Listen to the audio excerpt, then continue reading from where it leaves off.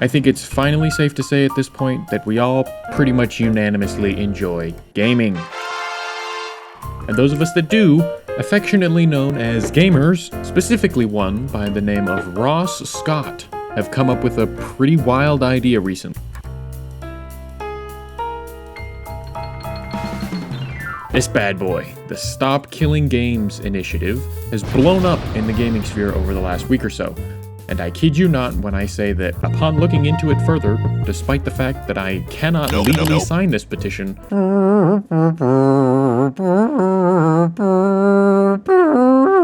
my first thought upon seeing the petition site was, that's kinda short.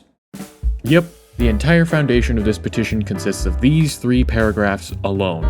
Ignoring the fact that some of the information provided in these 2 paragraphs is maybe a little misleading, the wording is also incredibly vague, and my journey of clarification led me to Ross Scott's video spearheading this initiative. It expanded and clarified a little bit more, but made a key point of saying that the initiative would require video games sold to customers to be in a reasonably working state at the time of shutdown/end of support, but would not require publishers to host servers. So immediately, among the most glaring questions I had were, what the heck does a reasonably working state mean? And who's supposed to pay for and host the servers in games where peer-to-peer isn't really an option to just patch in at the end of support? Like any battle royale game ever?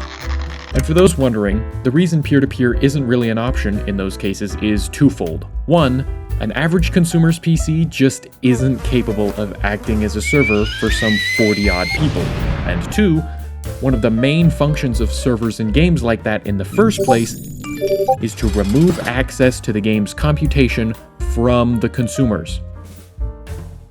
The server does everything and then sends what to display to the client, so you can't cheat so easily. If a peer could host a server, it would be so incredibly easy to abuse that, and because support is over, the publishers aren't going to step in and do anything about it anymore. Boom, your game still ends up destroyed.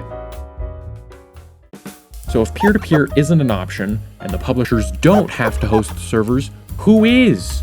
Because for a game like, say, Battlefield 4, if you play that game for 4 years and never spend any extra money on it, you paid $40 for that experience. It costs EA about $1 per month per player to run those servers. So over the course of those 48 months, EA ends up spending $48 for you to have that experience with the game, when you only paid $40. So in that sense, they bought your experience more than you did and should therefore retain more control over it when they choose to stop paying those ongoing costs, which in the case of The Crew, the game cited back in those 3 paragraphs, generally only happens once a game is freaking dead. If a publisher was required to host servers forever as part of leaving the game in a reasonably working state, regardless of the game's success, it would eventually be operating in the red. Not good. And people just wouldn't make games that needed servers anymore.